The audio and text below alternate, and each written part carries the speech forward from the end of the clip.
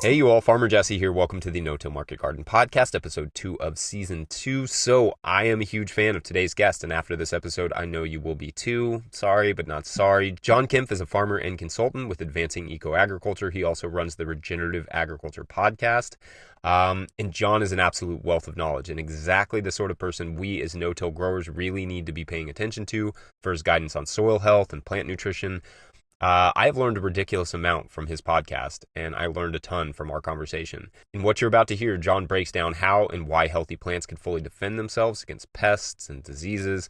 We talk about the practical steps required to really maximize photosynthesis and achieve those defenses, and so much more. This is just such a great conversation. I'm genuinely thrilled to share it. Just a couple quick things you're not going to want to miss out on. First, if you have kind of just written off permaculture as an impractical or not profitable idea, I'm going to ask you to hold up and come join us out in Southern California in February for an all-day no-till intensive with Jared Smith of Jared's Real Food. I mentioned this on the podcast last week, but Jared is utilizing all sorts of amazing permaculture techniques in a production market garden, including orchards and lasagna-style beds on several acres. Jackson and I are super excited about what Jared's got going on there, and we really want to highlight it. So it's super unique, but it's also widely applicable. And there's even going to be a field walk to see some of the new plots he's setting up. So it'll be very educational. Also that day, we're going to be joined by Stephen Cornett of Nature's Always Right, who will do a talk in the afternoon on his inspiring no-till techniques on an urban scale. So 2 styles, 2 scales, both really great models for regenerative agriculture in urban, suburban, or rural environments. It will be a lot of fun.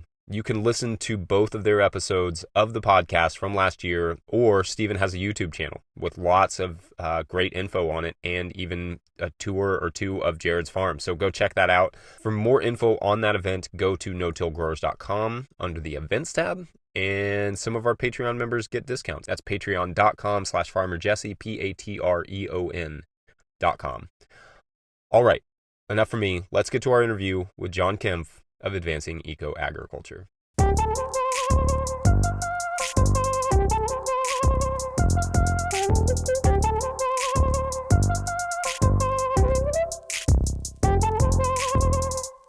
John Kempf, welcome to the podcast. Thanks for having me. Glad to be here. So I want to just start, because you didn't come from a sort of organic farming background. You did come from a farming background. Can you kind of give us the arc of what landed you in regenerative agriculture? I kind of came from the opposite of organic farming and organic perspective. I grew up on a family fruit and vegetable farm in Northeast Ohio. We had about 15 acres of fresh market fruits and vegetables. And when I graduated from school at the age of 14, growing up in an Amish community, I was given the responsibility of doing all the drip irrigation and all the foliar applications, including all the pesticides.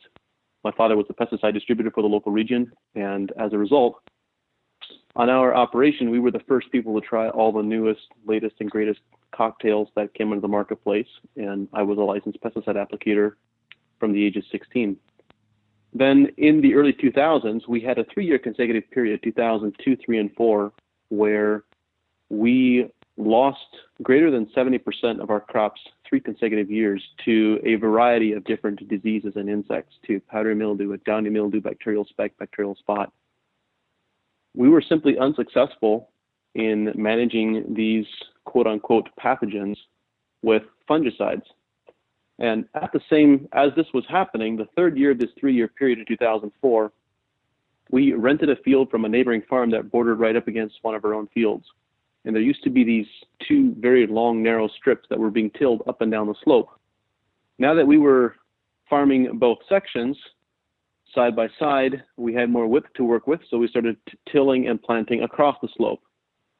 In 2004, we planted that field into cantaloupe, and on the old soil that had continuous pesticide applications every year for the prior 10 years, 80% of the leaves, at harvest time, 80% of the leaves were infected with powdery mildew.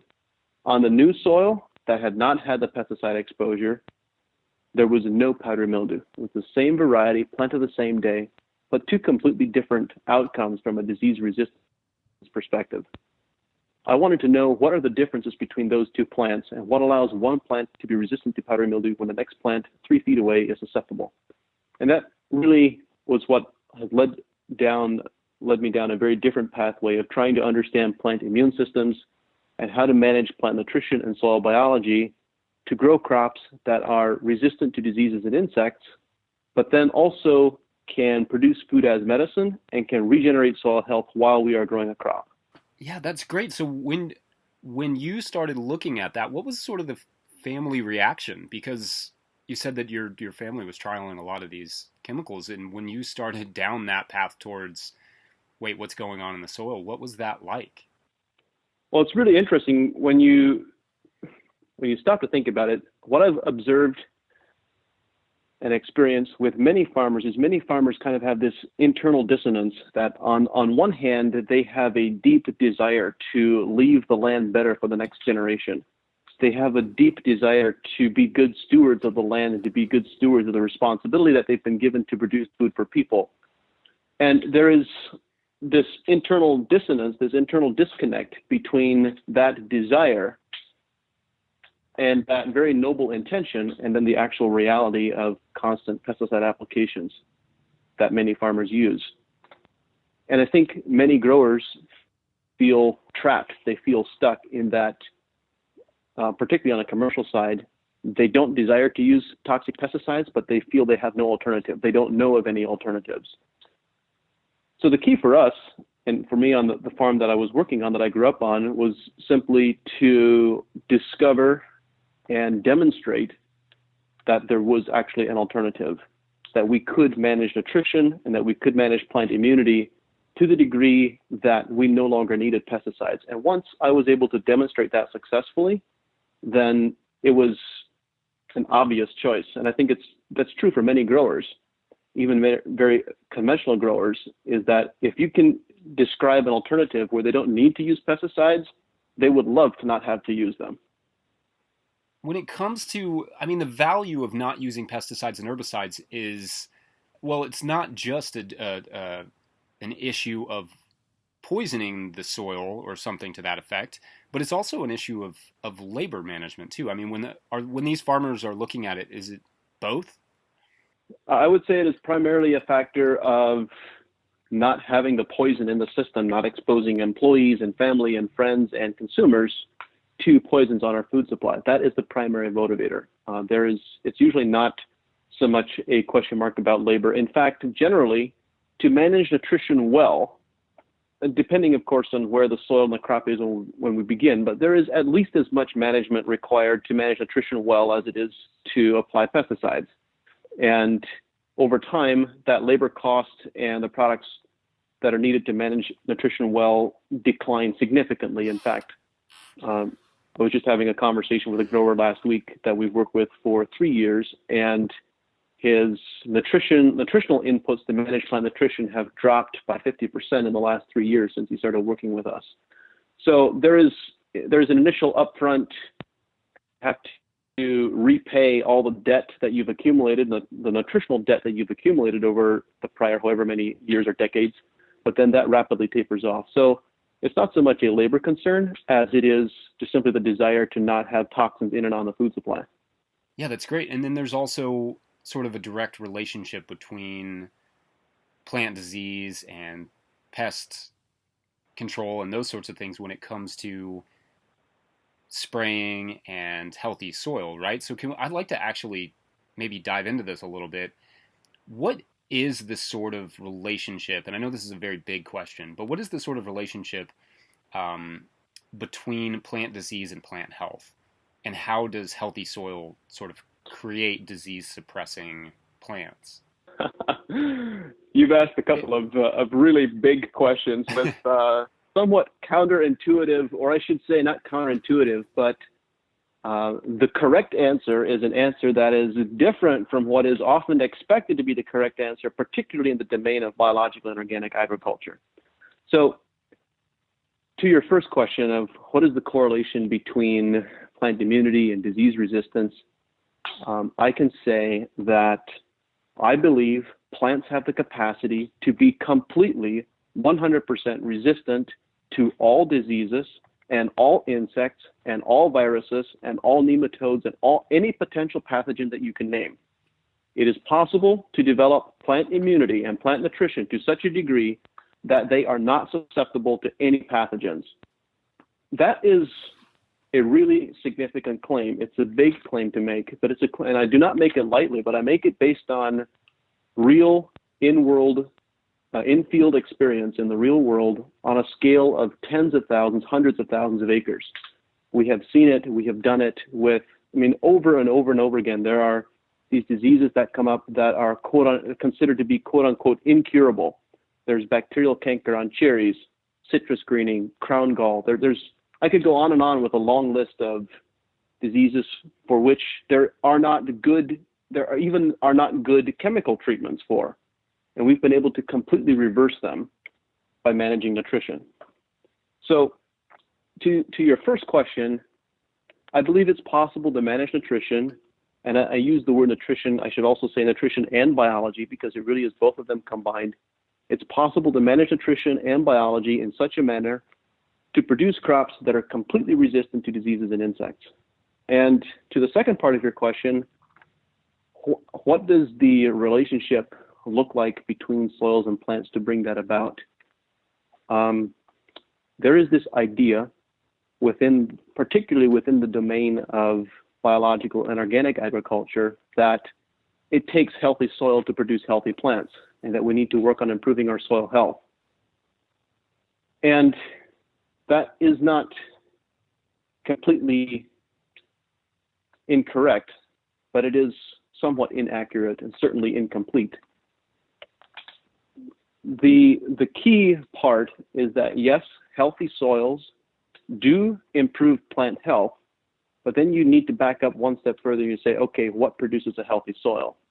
And the reality is that the fastest way to regenerate soil health and to produce extremely healthy soil that has a vibrant soil microbial community is simply to grow really healthy plants, to focus on plant health rather than on soil health, because the reality is that it is the contribution of plants that build soil organic matter. It is the contribution of plants that build soil microbial communities. Without the contribution of plants to sequester carbon and build organic matter in the soil, soil would be nothing more than decomposed rock particles. So very frequently, when the conversation revolves around building soil health, it's a conversation of adding soil amendments, adding rock powders, remineralizing the soil, adding compost, growing cover crops, etc. And these are all useful and necessary tools, but we've missed the most important piece, which is that when we have green plants growing on our soil, regardless of whether they're a cover crop or whether they are the actual crop that we're harvesting, we should work with those plants using foliar applications of nutrients so that they have optimal photosynthesis and produce a tremendous amount of sugars and photosynthates and send them out through the root system as root exudates. When we do that, we can build soil organic matter while we are growing a crop, and we can grow and help. The bottom line is that the fastest way to build healthy soil is to grow really healthy plants. And the framework for that, an additional point that might not be clear or immediately obvious, is that what we have come to accept as common and normal, plants that we think of as being normal and growing normally, are only photosynthesizing somewhere in the neighborhood of about 15 to 20% of their inherent photosynthetic capacity. And their photosynthetic capacity might be limited by the availability of water, by the availability of sunlight, by the availability of carbon dioxide, or by the availability of specific mineral nutrients that are needed to form chlorophyll and that serve as enzyme cofactors during the photosynthesis process. But when we pause to think about if 15 to 20%, let's say 20%, is common and what we think of as normal, what would these plants look like if they were at 60% or 80%? And this is one framework for the conversation around how some growers get completely different results. We all know that there are a few growers who might get yields that are 50% or 100% greater than others in the same general region of a given crop. And this is because of the greater volume of photosynthesis. But the important part, of course, is that not just when we get this increased photosynthesis, let's say we go from 20% to 60%, when photosynthesis increases by a factor of 3x, then depending on the crop, you will get some level of yield response. It might be 20%, might be 50%, might even be 100% if you're growing a vegetative crop such as kale or spinach or something like that. But generally, you won't get an increase in crop yield to the same degree. It will not perfectly correlate to the increase in photosynthesis. And since that is not the case, the next question becomes, where does all the remaining sugar go? Where do all the remaining photosynthase go? And the answer is that they disproportionately move down to the root system and go out through the roots as root exudates. So the key is that when you have an exceptionally healthy crop that is photosynthesizing at 60 or 80% of its photosynthetic capacity, you might get a slight yield bump, but significantly, you will build soil organic matter while you are growing a crop. While you're growing tomatoes, strawberries, blueberries, it doesn't matter. This holds true for any green plant. That's great. I'm wondering if maybe you could give us, and you touched on this a little bit, but give us a technical kind of approach to achieving that, to maximizing that photosynthesis. Like, what does that look like on the ground level? What are the steps to get there? I love that I'm lobbing these giant questions at you, but you've been so succinct in them. I appreciate that. There are, I will say, I'll group it into 5 pieces. There are 5 key pieces that plants need for photosynthesis to spike to a much greater level. The first is they need an adequate supply of water. The second is sunlight. The third is carbon dioxide. The fourth is the trace mineral manganese. And the fifth is a remaining small group of nutrients needed to synthesize chlorophyll and to facilitate the photosynthesis process. So let's go through these very quickly. First, water. Obviously, plants need a continual supply of water, and on any given day when water levels drop and they don't have adequate water, then of course photosynthesis immediately stops as well. And water quality is an extremely important topic that we could expand on if you wish.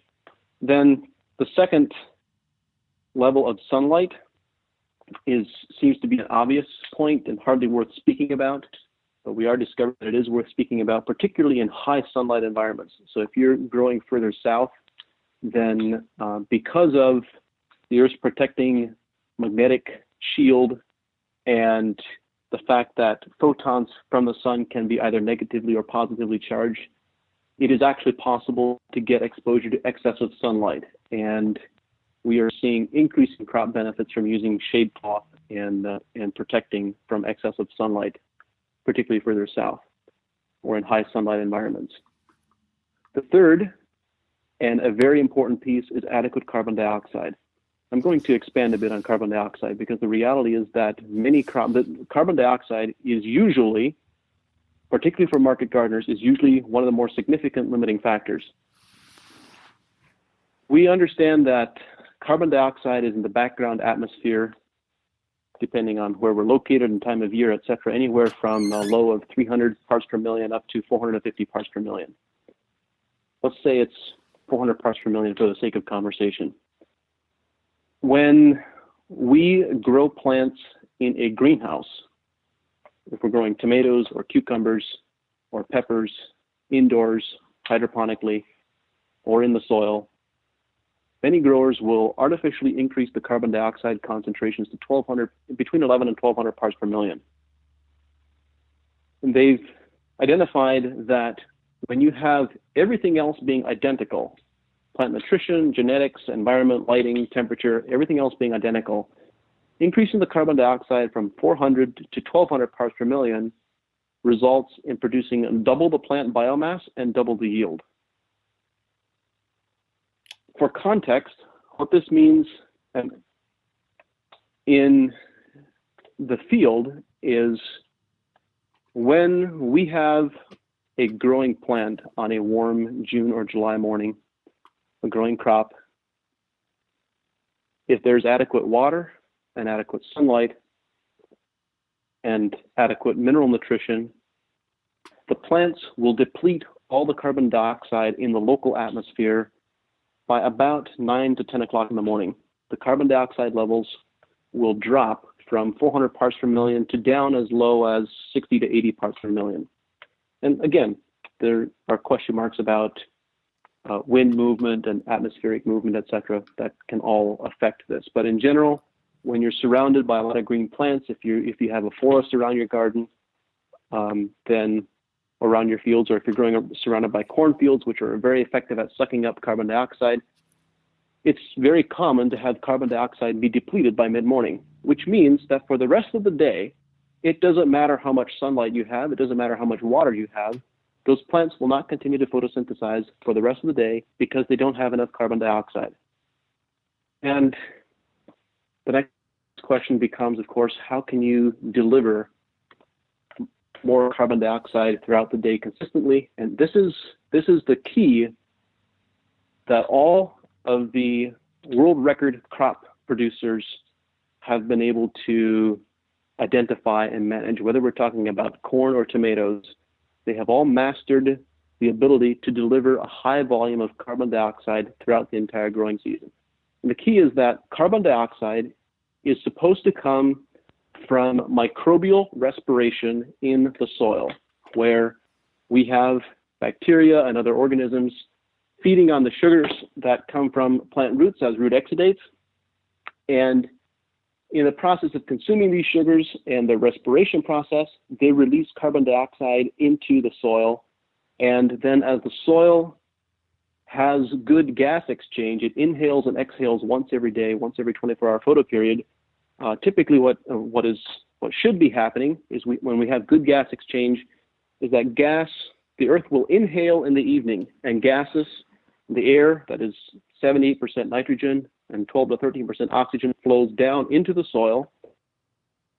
And then in the morning, that gas flows back out of the soil, except now it is heavily loaded with carbon dioxide. In fact, the gas flowing out of the soil in the morning can be as high as 20 to 30,000 parts per million CO2.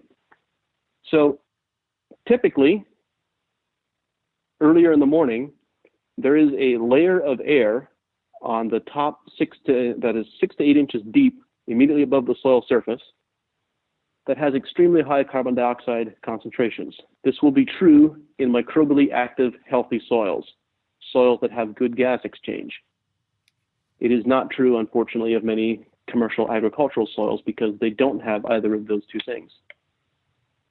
And then, of course, this high carbon dioxide concentration is what plants really need to go to the next level of plant health and of photosynthesis. And an example of how we might implement this or how we might manage this in practice is a farm that I've worked with a bit in north central Iowa, growing about 20 acres of strawberries. And they're surrounded, you heard the word Iowa, they're surrounded by hundreds of thousands of acres of corn for as far as you can see. And corn, of course, is exceptionally good at sucking carbon dioxide out of the atmosphere. So the agronomists they were working with when they first established this farm told them that one of your big limiting factors is going to be carbon dioxide. You need to find a way to protect the supply of carbon dioxide for these strawberry plants. So they surrounded their farm with a planting of irrigated willow trees that are a green wall that's probably 40 to 50 feet high. And they surrounded each field as well with willow trees. And then within the field, all the strawberries are mulched with non-GMO corn stubble as mulch. And that the intention of that mulch is to supply CO2 throughout the season. And then they went one step further, where they actually put in snow fencing, strips of snow fencing every 20 feet, so that there would not be a lot of wind movement within the strawberry field. So now you have this strawberry field. It's kind of amazing. You walk into this farm and you feel like you're walking into an oasis. It feels completely different from the surrounding countryside. And there is almost no wind movement or very limited wind movement inside the willow trees, and particularly down at the level of the ground where the strawberries are. The only strawberries that I have ever measured where the fruit itself was at a Brix of 20 was on this farm, because these plants had an abundance of carbon dioxide.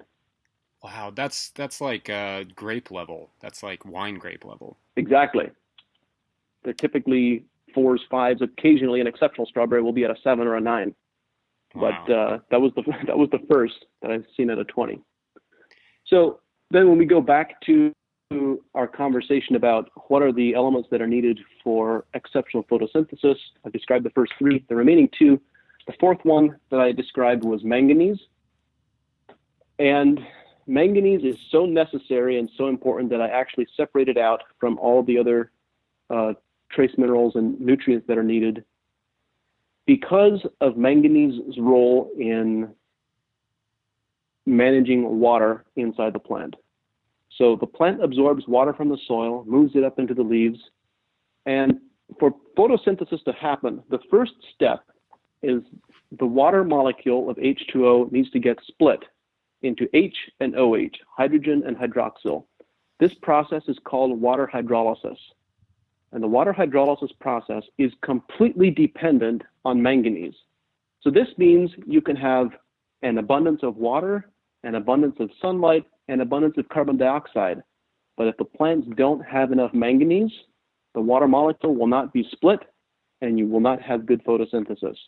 And this is so important and worth talking about, because 99% of all the operations that we work with, where we conduct sap analysis and soil analysis, and we look to see what is actually going on, the crops are deficient in manganese. And actually, there's a very good visual indicator. If you go out into your fields, look at your plants, you can look at weeds. This is true for any plant. The veins of the plant, or the veins of the leaf, should be as dark or darker than the section between the veins. If those veins are light colored and they're lighter than the rest of the leaf, that is an indicator of a subtle manganese deficiency. It's perhaps not so pronounced that it is limiting plant growth below what we would consider to be normal or common, but that's an indicator. And you walk out into growers' fields, and I see this immediately on many of the farms that we work on. It's present in the weeds, it's present in the trees, it's present in the bushes, it's present in the crops, it's everywhere. And it can easily be corrected. Then the fifth, and actually manganese, we could speak a bit about how to correct that as well. But then the fifth category, there is a group of minerals that are needed for chlorophyll synthesis that will turn a plant very dark green with an abundance of chlorophyll. And these nutrients are magnesium and iron, nitrogen. Those 3 are directly a part or contribute to synthesizing chlorophyll. And there are 2 other nutrients which are important as well, phosphorus and sulfur, particularly phosphorus. And so the important point that I would make is, I'm not suggesting that you need to add all of these minerals. Simply, you need to make certain that your plants have enough. If you have an abundance of nitrogen, obviously you don't need to add more. But you need to make certain that your plants have enough of all these elements. And the 2 that we, in our professional consulting work, observe to most consistently be the most efficient are iron and manganese. And here's an interesting twist. When you conduct a soil analysis, many times, most of the time, your soil will show that you have an abundance of iron because of its presence in the Earth's crust. And many times it will also show that you have an abundance of manganese. Depending on where you are in the country, it can be anywhere from 20-25% of growers will observe that soil analysis shows they have an abundance of manganese. But the plants usually do not correlate to the soil. What we observe is that iron and manganese usually show up high in the soil analysis, but are not being absorbed by the plants. And there's a long biochemistry explanation for why this is true. We don't need to get into it right now, but I actually describe this further in some of our webinars and some of the podcast episodes that I've posted on the Regenerative Agriculture podcast. But the important part is that you can't rely on your soil and on soil analysis to ensure that you are supplying adequate iron and manganese. That's interesting. So it becomes more of a matter of bioavailability of those iron and manganese than it does necessarily that they are present in your soil.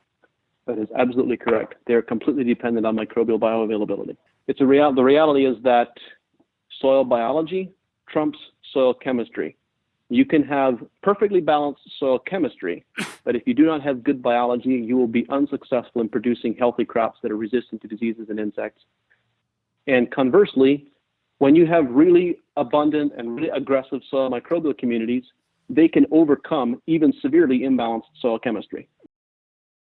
Hey, you all, just going to jump in here real quick and get a word from our sponsors. Today's show is brought to you by BCS America. You already know about the legendary versatility of BCS two-wheel tractors on the small farm.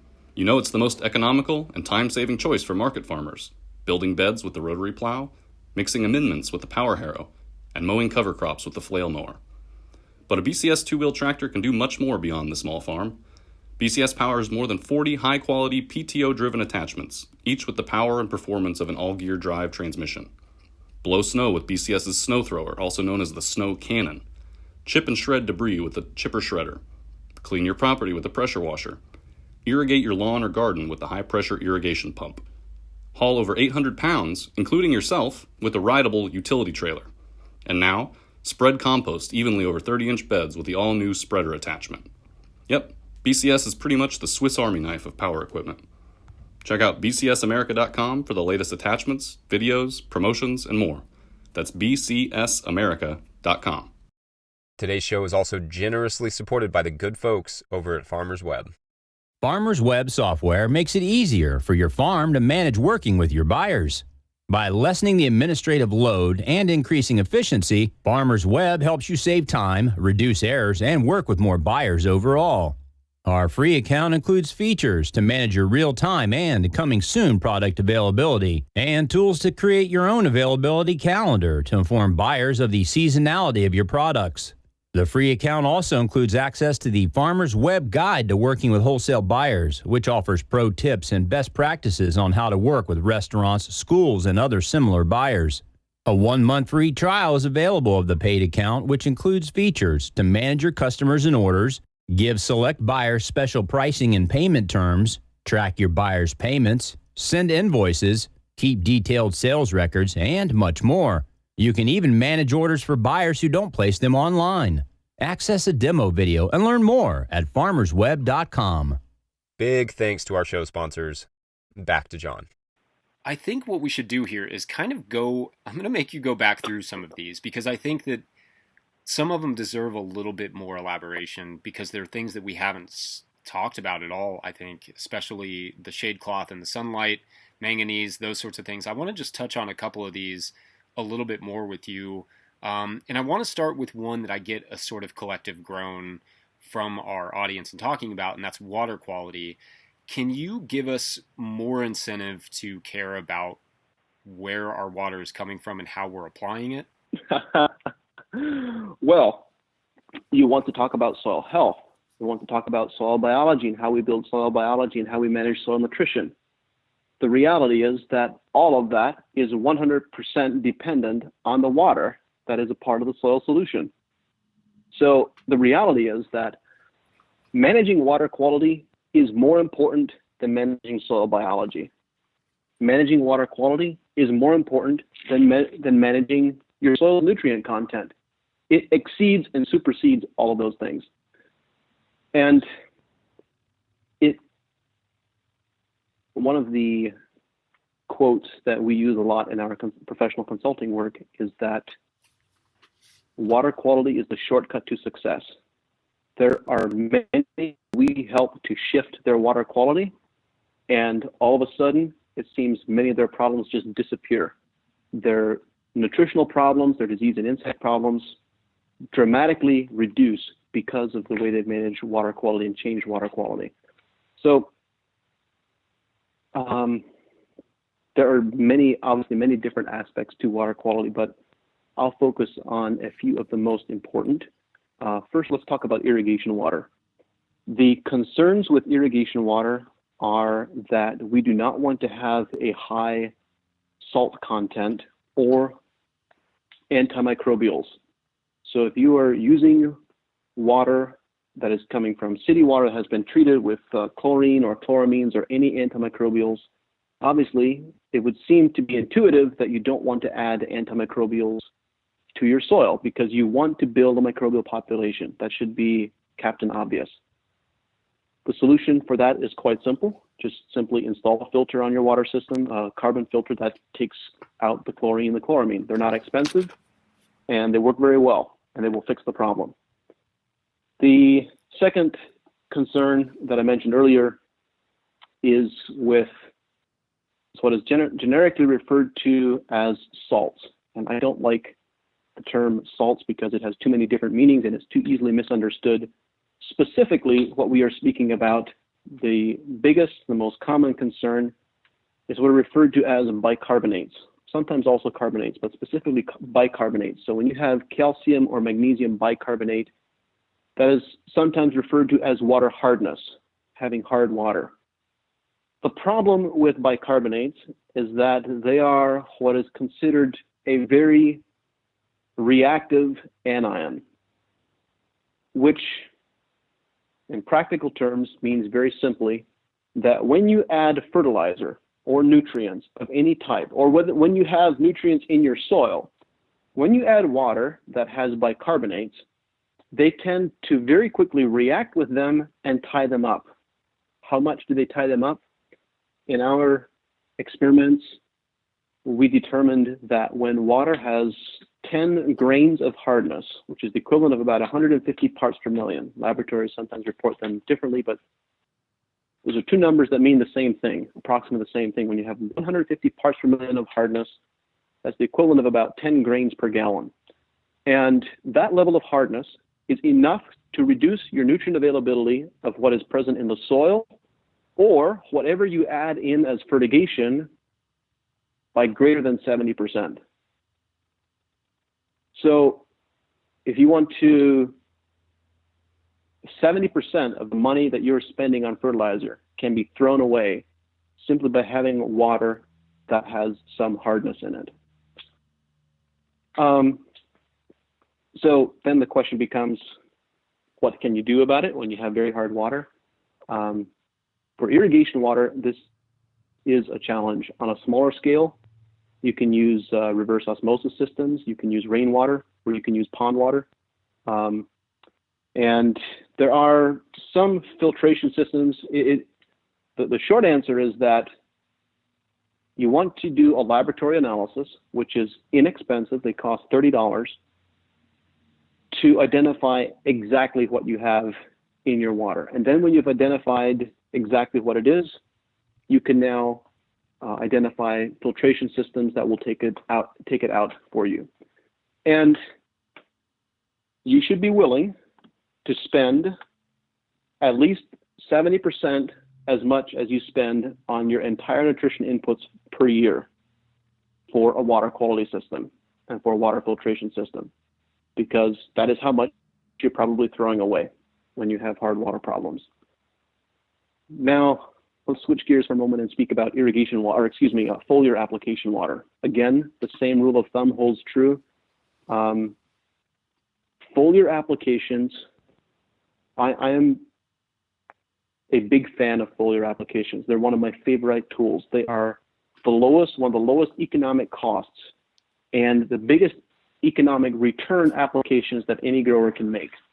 Because when well designed, they produce this tremendous plant photosynthetic response for minimal input costs. The key to having a very effective foliar is, again, largely on, obviously you have to have the correct nutrient inputs and correctly formulated, but also on water quality. Fix water quality problems in your foliar application. So we tell growers that they have two solutions if they have challenges with water quality for foliar applications. Option one is they can use rainwater, which is generally very clean and not hard. Option two is they can use reverse osmosis water. And those are the only two options. It is not an option to add acidifiers to the tank to try to reduce pH. It doesn't work. It's not effective. The only two options are rainwater or reverse osmosis water. And if you're interested in learning more about reverse osmosis systems or water filtration in general, the company that I would recommend people connect with is called Persanova, P-U-R-S-A-N-O-V-A. They're available online. They do have a smaller scale reverse osmosis system that I think may not yet be listed on their website, but that is quite affordable for smaller scale growers and one that I would highly recommend. That's great. I'll definitely make sure to link that in the show notes too.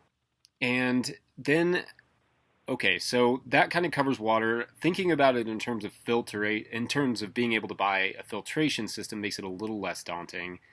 What about, I mean, you didn't really mention well water, but you did mention pond water. What are we looking at in terms of the differences there? It's challenging to generalize because it varies so much depending on which part of the country you are in and the geological base of the rock that the water has to come through. Unfortunately, well water in much of the country is also quite hard, and pond water is also, but less of the time. So pond water will generally be softer than well water in the same region.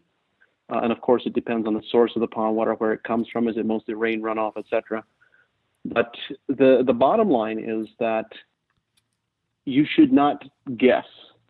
You should test to know exactly where you are and what you have. If it's coming from city water, if it's coming from a well, if it's coming from a pond, a test only costs $30. How much do you spend on fertilizer? It's usually a lot more than that.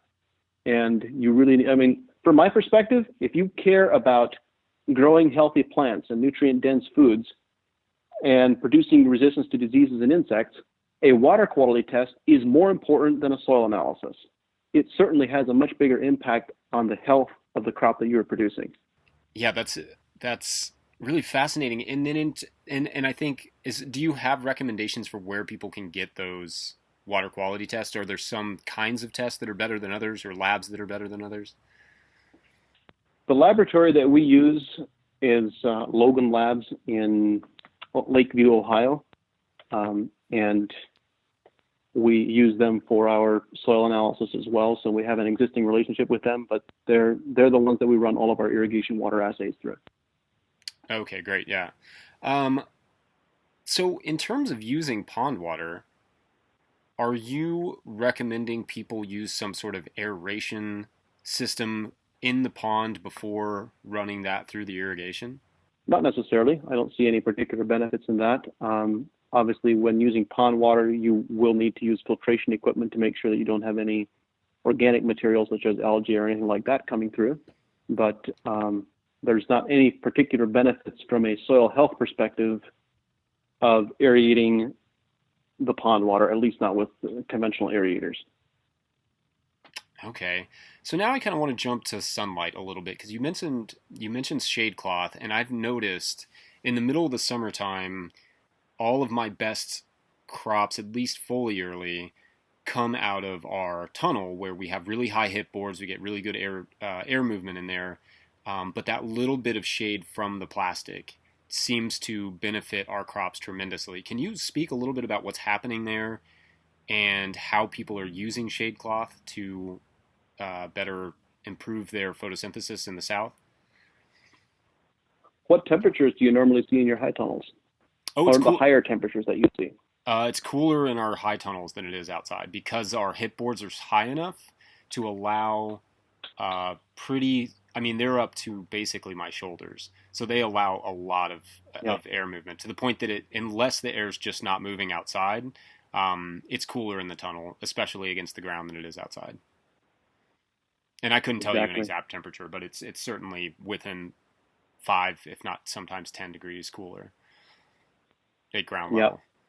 Well, we are learning that there are more and more ways. We continue to learn of different ways that sunlight influences photosynthesis and overall plant development and physiological processes within their plants. And we're discovering that there's still a lot that we don't know. But I think the principal factor that we do think we understand in this conversation is the effect of temperature and leaf temperature on overall photosynthesis and overall plant health. Generally, for C3 photosynthetic pathway plants, which is most of the fruit and vegetable crops that we grow, exceptions would be sweet corn and sorghum sudan grass. Essentially, the warm season grasses are C4 pathway. But for all the remaining plants, their optimal leaf temperature varies from 68 degrees Fahrenheit to 86 degrees Fahrenheit. And when leaf temperature exceeds 86 degrees Fahrenheit, and I'm not talking about air temperature, but specifically leaf temperature, when leaf temperature exceeds 86 degrees Fahrenheit, the physiological processes within the leaf switch from being photosynthesis dominant to photorespiration. And in photorespiration, the plant is attempting to cool down. It's an overly simplistic analogy, but it's somewhat, in some manner, the equivalent of people sweating. So what happens is the plant discontinues photosynthesizing, it discontinues producing sugars, and it attempts to cool down. And in this attempt to cool down, it begins moving as much water as possible from the root system up and moving them out through the leaves to cool off. And this has an effect on the plant's nutrition. All of a sudden, nutrients will begin moving differently, particularly calcium. When this happens, calcium no longer moves into the fruit and instead moves out to the new shoot tips and settles out in the lower older leaves. And this has a significant impact on fruit quality at this stage of during these warmer parts of the year. But also, remember that I said that plants no longer photosynthesize in these higher temperatures. Because they're no longer photosynthesizing, they still need an energy source. They still need to sustain themselves. And so to sustain themselves, they begin breaking down proteins as well as carbohydrates that they have previously manufactured. So this process is called catabolism, and where they begin essentially metabolizing themselves and breaking down proteins that they've made in the past. So this breakdown of proteins results in the formation of high levels of ammonium within the plant sap. And this is an extremely strong danger signal from a plant health perspective, because ammonium, the presence of ammonium within plants is a very strong infrared signal pump, which is based on the work of Dr. Philip Callahan, an entomologist. And plants that have high ammonium levels send out a very strong signal in the infrared spectrum that insects hone in on. So these plants become very insect susceptible, and they also become very disease susceptible. So there's a lot more biochemistry and plant physiology that happens here, but the short version is simply that when plants switch, because they become too warm and too hot, when they switch from photosynthesis to photorespiration, then they actually begin losing energy, and they become very disease susceptible, they become very insect susceptible, and the fruit quality that they produce in this period is substantially lower. So if we can keep these plants cool and keep them from getting to those higher temperatures, we will have continued photosynthesis and much higher fruit quality and higher plant quality as a result. There's a lot more to the conversation, but those are kind of the highlights and the way that I understand it the best at this moment. That is super interesting, and it's something that I've definitely not heard a lot about. Intuitively, I will say that a lot of growers in the South who are doing lettuce and greens during the summer are cooling them down using water, generally like overhead water just as a mist to cool the plant down. Do you see any complications with that, or do you think that's and also shade cloth? They're also pairing it with, they're doing both. Do you see any complications with that, or do you think that's an effective strategy for cooling the plants down? misting and using water to cool plants down is a very effective strategy, and I'm completely in favor of it, to the extent that we do not apply so much water that we cause complications with soil health.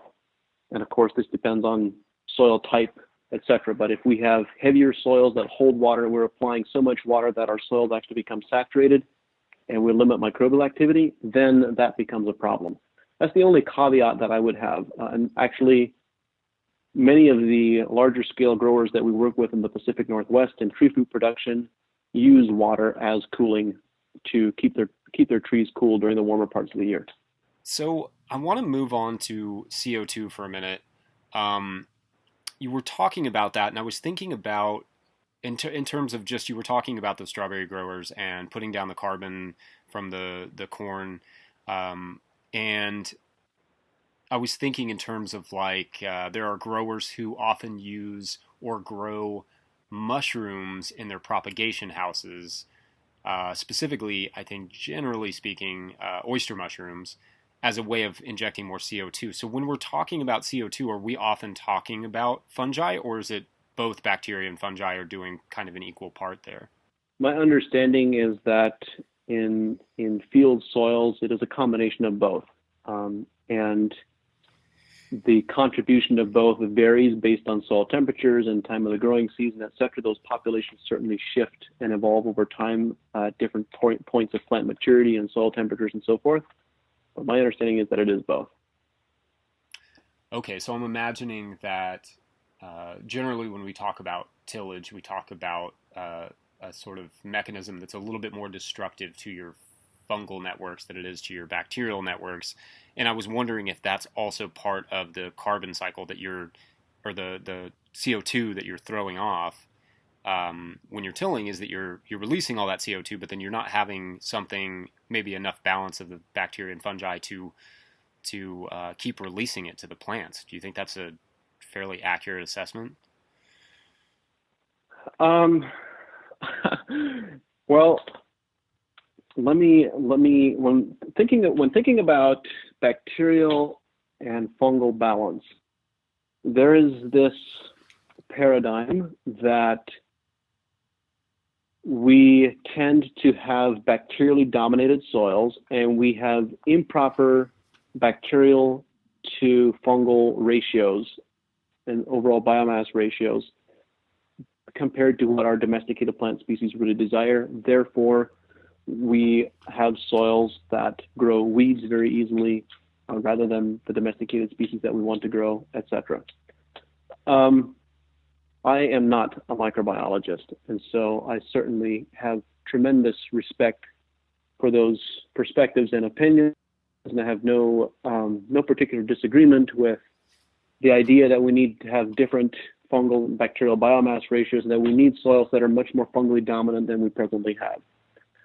However, I think I do have a very different perspective on the pathway to getting to more fungally dominant soils. The challenge that I've observed and have experienced in the field is where we have soils that have very low fungi levels and very low bacterial levels in soils that were very bacterially dominated. The typical approach, at least the one that I'm most familiar with and have experienced and heard the most often, is a recommendation to apply more fungal foods, such as liquid fish that has a high oil content, or humic substances, or to go cover crops that have a very broad carbon to nitrogen ratio to stimulate fungal populations and focus on fungal populations rather than on bacterial populations. What I've observed is that this approach tends to have limited, and I would even go so far as to say no benefits, in soils where there is not already a very vigorous and healthy and happy bacterial population present. So I think, I'm trying to think of a simple way to describe this. The focus has so much become on the ratios between bacterial and fungal biomass that we have lost sight of the quantity of bacteria and fungi that are actually present in the soil. So the ratios between the two only become important when we have much higher levels of bacteria and much higher levels of fungi than we do in most soils today. It's irrelevant to have a conversation about the ratios until we first build the total levels. And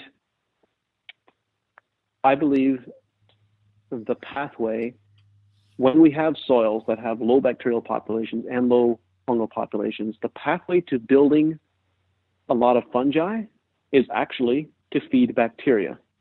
And this is very counterintuitive, or certainly against much of the advice that I have heard, but something that we have observed in the field, that when you have low bacterial and fungal populations and you begin feeding bacteria by both through the plants, by increasing the plant's photosynthesis so that there's more photosynthates and sugars going out to the root system, there is an initial surge of bacterial growth that is then soon followed by a surge in fungal populations. You can also do it directly by incorporating cover crops that have a very narrow carbon to nitrogen ratio and are primarily a bacterial food. Here's what we've observed. When you build bacterial populations to very high levels, there is only a slight delay in time, a matter of weeks to perhaps a few months, until the fungal population also climbs. So when you build bacterial populations, fungal populations also build immediately behind it. And I believe that is true for a number of different reasons, but principally because the bacteria are also very effective at providing nutrients and making nutrients available that the fungi need as a food source. That's great, and I guess it does make some intuitive sense in terms of just if it's an environment in which bacteria can thrive, it is simultaneously an environment in which fungi can thrive because they both, at least in nature, share that same environment. Yeah, exactly. Hey, you all, real quick, some Patreon shout-outs to James Fortier, Connor Crickmore, Dawson Mahalko, and Tiffany Jackson. Big shout-out to you all for your support. Thank you. There are levels of patronage at our Patreon page that get you a one-time monthly or weekly shout-out on our podcast, plus other perks like discounts on events and forthcoming merch. The current goal of that Patreon page is to raise enough money to start having detailed videos to accompany each episode. So, for instance, maybe we'd meet up with somebody like John and get some shots of what he's talking about on one of his farms he works with, or maybe it would be another no-till grower and we'd go and see the tool they describe or the bed flip that they describe, and we'd be able to show that to you. So if that sounds cool to you, and I don't know, it sounds cool to me, kick in a few bucks over at patreon.com/farmerjesse. So get your name shouted out, get some videos with these things. I think that's a pretty sweet deal, and I think we can get there by season 3. So anyway, thank you. Back to John. All right, so maybe we can kind of switch gears here. I kind of want to talk a little bit about nutrient management in a specific kind of no-till. It's one that we use, and it's one of a lot of bigger no-till growers use, and it's called the deep compost mulch system. It's essentially where you're putting on large applications of compost, and then you're planting into that, and that's kind of the basis. The compost acts as somewhat of the growing medium, but also as a mulch over top of weeds and over top of the soil to keep it covered. So my question, I guess, for you is using 4 to 6 inches of compost. Are there complications with this system, maybe nutritionally, but perhaps also environmentally, in terms of maybe like phosphorus or nitrate leaching or anything in that respect? Well, the only concern that I would have would be, of course, it depends on the source and the quality source and quality of the compost. But the only concern that I would have would be on how it would affect the nutritional profile of the crop that you are growing. And if you are using compost that has any significant contribution from animal sources, from animal manure, etc., I would be concerned about excesses of phosphorus and potassium and nitrogen. And there is obviously a concern with the excesses, but then also a concern with the deficiencies of trace minerals that could be caused and that would be caused by those excesses. And so there are, obviously, you can You can analyze this from a laboratory perspective. You can look at sap analysis and identify exactly which nutrients the plants are absorbing. You can conduct a soil analysis and see what's happening, what's going on there. But the ultimate report card, the ultimate test, is how are the plants doing? And the reality is that when plants are completely resistant to diseases and insects, when you can walk into your fields and say that these plants, these crops that I am growing, have no aphids, they have no cabbage loopers, there are no insects present, and there are no diseases present. And in fact, any insects that are present are feeding on the few weeds that are around. That is the ultimate evidence that you have a system that works. So when that is happening, it's really irrelevant what the critics might say. When that is not happening, then we need to identify and understand why it isn't happening. So I don't have tremendous experience directly with the system that you are describing, but what I do have experience with we started using plant sap analysis as a tool to evaluate plant health and nutritional integrity in 2011. And after using it for just a few years, by 2012 and 13, we were starting to really shake the foundations of the classical approach to plant agronomy, to agronomy and plant nutrition. The historical approach is that you conduct an analysis, whether it be a plant sap analysis or a soil analysis. You identify which nutrients are low, and you add whatever is missing. It's fairly simple, fairly straightforward approach. Occasionally you take into consideration some of the nutrient interactions and soil interactions and so forth. What we observe with plant sap analysis is that very frequently the deficiencies that crops are experiencing are a direct result of the excesses of the products that the farmers apply. So many, on a conventional commercial grower side, many commercial growers are applying excess of nitrogen, excess of potassium, in particular those two, sometimes excess of phosphorus. And the result of those applications is that they will create deficiencies of manganese and zinc and copper and boron and everything else that then results in significant disease and insect susceptibility. So will you have those effects will you have similar effects from applying such large quantities of compost? Perhaps, depending on the quality of the compost and the original raw materials it was sourced from and created from, and perhaps not. So that's kind of the best answer that I have for you at the moment. Do you have any, I guess the question that I would have for you is, are you observing disease and insect resistance? Yeah, it's funny. It's a great question. I do see it in certain crops, like they perform better than they've ever performed for me. And then there are other crops that it doesn't work that way. And I'm not sure. There are certain things I think about, like with tomatoes, for instance. Let's say you have the hornworm, right? And it's the plant, I'm assuming, is giving off volatiles to attract the parasitic wasp, right? Maybe, or maybe the parasitic wasp can find the hornworm. I'm not exactly sure how that particular interaction works. But I'm wondering, is there a situation in which you have pests that are like the hornworm that require the parasitic wasp? Or should the plant be producing something that caterpillar can't eat? Does that make sense? Like, are there situations in which it is dependent on the environment around you to stop said pest? Or is it all nutritional? I would say, in my understanding of what I've observed, is that plants have the capacity to resist all of these potential insect pests directly.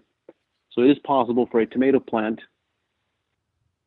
that is being attacked by hornworm and is being used as a food source by hornworm larvae will necessarily have the presence of some level of nitrates and some level of soluble amino acids in the plant sap, because that is what the hornworm larvae is dependent on as a food source. When you have a really healthy tomato plant, it will quickly convert all the nitrogen that it absorbs in whatever form, whether in the form of nitrate or ammonium or urea or amino acids from the soil profile, it will quickly convert all of those various forms of nitrogen to amino acids and then to peptides and complete proteins in each 24-hour photo period, which will result in the tomato hornworm not being able to feed upon that plant as a food source because there is no food source present. And there's more biochemistry to the complete explanation, but the short version is that when you have a healthy tomato plant, first, it is indigestible to the hornworm because the hornworm larvae does not have the digestive enzymes required to break down the peptides and complete proteins. And secondly, it is actually producing compounds that will kill the larvae directly in a matter of 24 to 48 hours or less. Yeah, that's great. I do wonder about that in terms of when I have a crop that isn't performing as well as the others, or perhaps perennially doesn't perform as well as the others. I think about that in terms of my management and what I can change about it. I've not gone as far as to do a sap analysis, but I think that's a really, when in vegetable production, especially the kinds of vegetables that we're doing, they're in and out of the ground fairly fast. So when we talk about a sap analysis, we probably wouldn't take it until that plant starts to show something, at which point, if it's something like arugula or even kale, those crops are in and out of the ground so fast that a sap analysis is kind of difficult. So, beyond being able to visibly see it, what are your thoughts on that? Like, what's your kind of comment on that?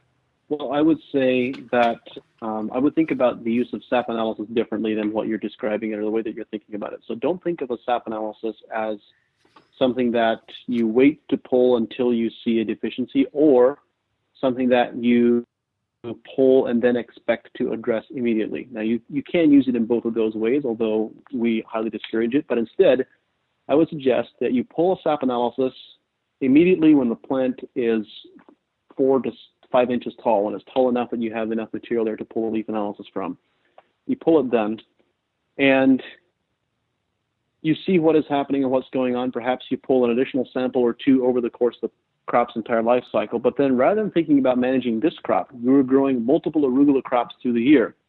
And assuming that your soils have some level of consistency and you have the same types of challenges with arugula, then you can say, okay, this is what the nutritional profile looks like for this arugula crop. I want to prevent this nutritional profile from showing up and these imbalances from showing up in the next crop. So I'm going to manage my compost or my soil amendment applications or whatever it might be. I'm going to manage them differently to prevent this problem in the next crop from showing up. That's great, because that is absolutely the opposite of how I think of sap analysis. And that completely opens it up to thinking about it in terms of a preventative measure as well, which I'd not really considered. I'd always thought of it as something that you would use if you wanted to correct something immediately. Which it can be used for, and it's very useful and powerful for that, but also it is an indicator of what is happening in your entire system. And if you consistently have the same types of challenges and the same disease profile or insect profile on a given crop, then you can use it as a prevention management tool to prevent that profile from showing up in the future. So I think it's probably a good point for you to tell us a little bit about advancing eco-agriculture. Yeah, just tell us maybe a little bit about what advancing eco-agriculture does. Well, we do professionally what we've been talking about so far in this podcast, which is that we do consulting work with large-scale growers, usually hundreds or thousands of acres, mostly fresh market fruits and vegetables, but we're increasingly starting to work with a lot of broadacre crops as well, particularly food-grade crops such as food-grade corn and dry beans and organic wheat, etc.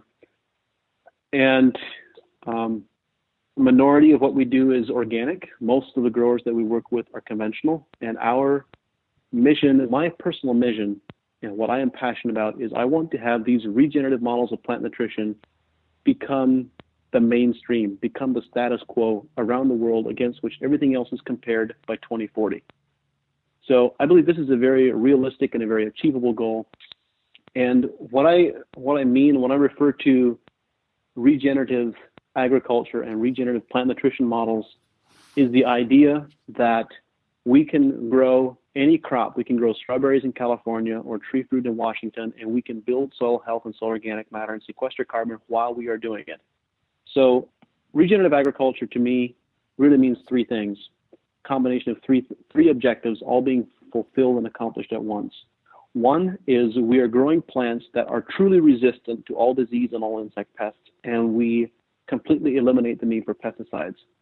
Two, we are growing plants that when they have this functional immunity, not only are they resistant to diseases and insects, but also can transfer that immunity to the people who consume them as food, and we can have a legitimate conversation about growing food as medicine. And three, we regenerate soil health and we regenerate ecology while we are growing these crops in any environment. So that is the work that we are engaged in, and essentially we begin working with a grower. We evaluate, we conduct soil analysis, irrigation water analysis, plant sap analysis, and we make a set of recommendations for what soil amendments or dry fertilizers might be needed, for what nutrients might be needed in the irrigation system or in foliar applications. We work to develop better crop rotations and suggest the use of cover crops for whatever cover crops might fit. We look at microbial inoculants. So we really look at the entire system, and we try to identify how we can improve the entire system and get the entire system to a much higher plateau of performance. That's great. I'm wondering if you can give us real quick, I don't know, an example of some of your work in the field. Like what's one of your favorite examples of some farm that you've turned from, I don't know, being maybe conventional or just even a failing farm that you've kind of turned around? Do you have any examples that you really like to talk about? Oh my goodness, I have so many. I get really excited about the work and the success that we're having in the field. We have so much to be grateful for. We've been very blessed as a company. We have incredible customers and growers, and a lot of very happy growers and very successful growers, which we're very grateful for.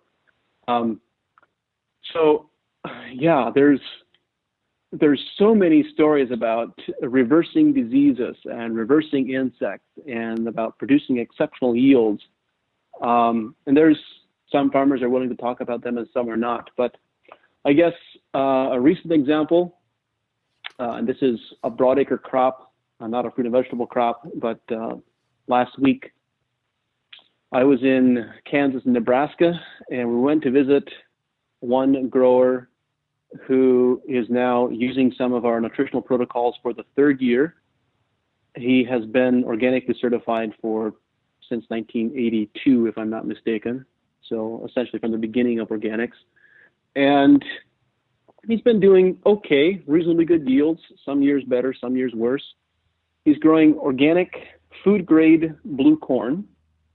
And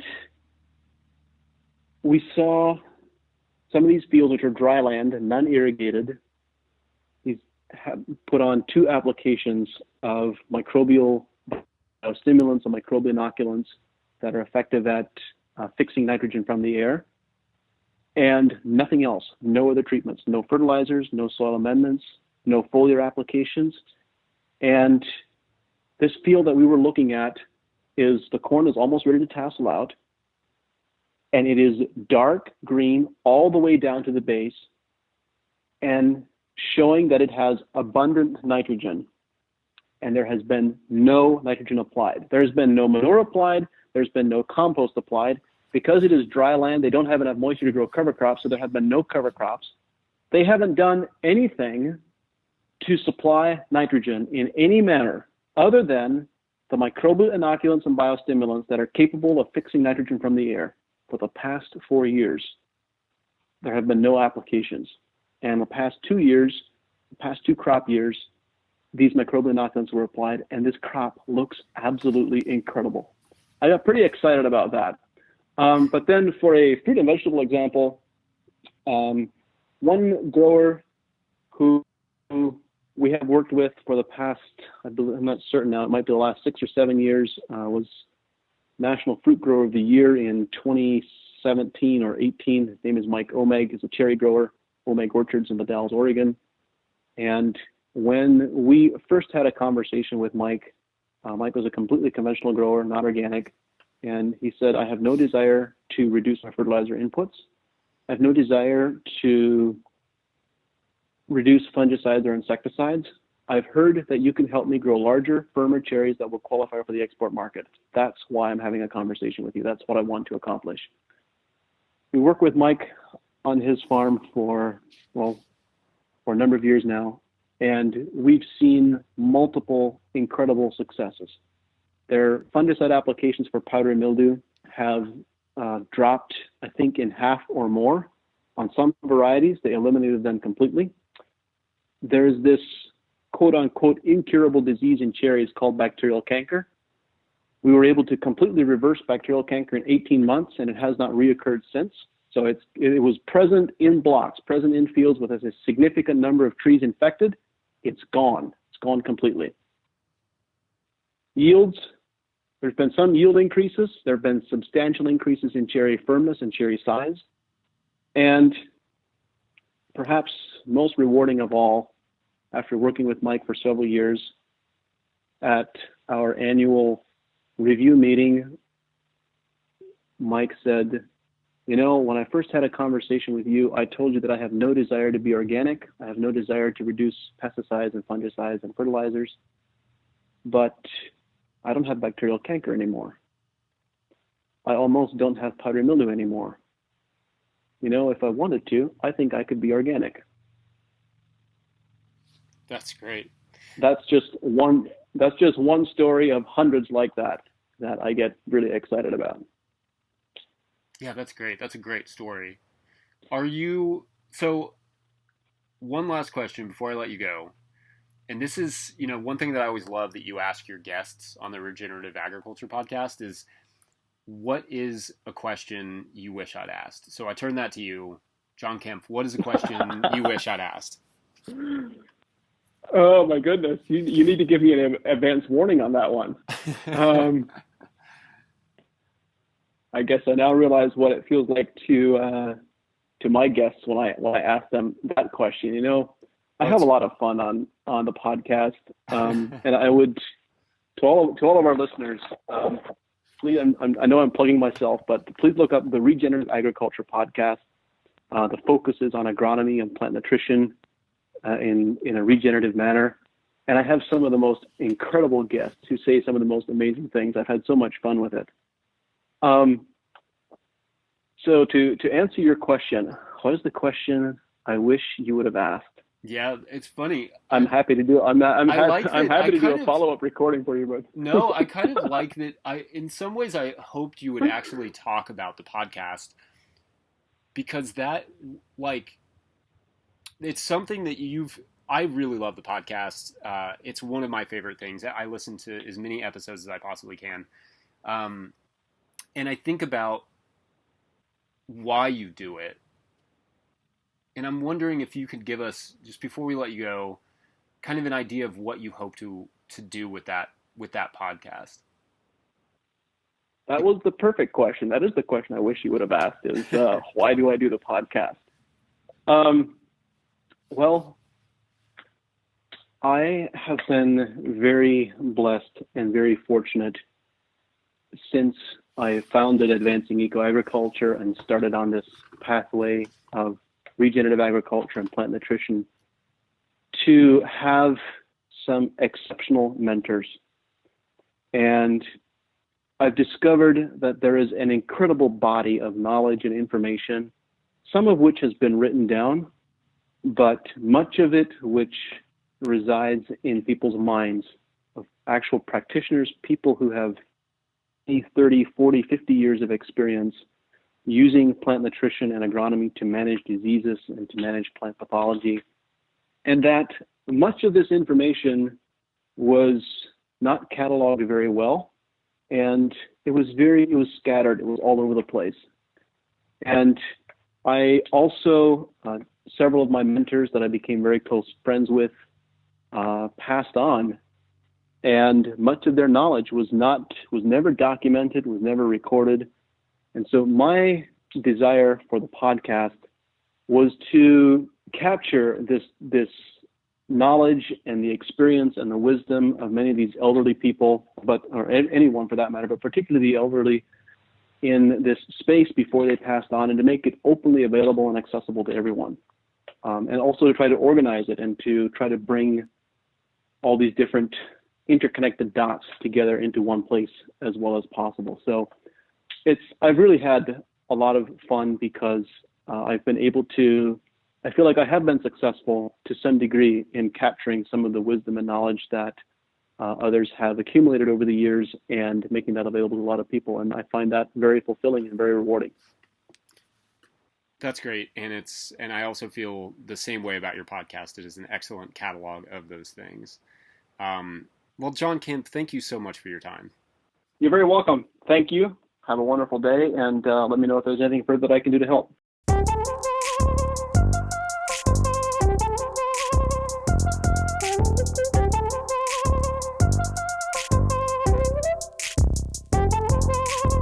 All right, if you enjoyed that episode, make sure to follow John's work with Advancing Eco-Agriculture. We'll put some links below, and check out his podcast. It's so incredibly good. It's one of those podcasts that, I don't know, well, it'll just make your brain skip every episode. It will just change how you look at growing food. So subscribe to his podcast and subscribe to this one as well. Wherever you are getting it, leave a review on iTunes, or you know what, heck, just share it with some friends. That is super helpful to us. Anyone you think may be interested, that directly helps us to grow this podcast. Check out the event I mentioned at the top and come kick it with us in February. It's going to be a value-packed event and a lot of fun. Also check out the Patreon page. That's patreon.com/FarmerJesse, and kick in a few bucks. It'll be cool. It's all the rage. Otherwise, you all, thanks for listening. We'll see you next week. Bye. You. I'm doing well. Did I catch you on the right date this time?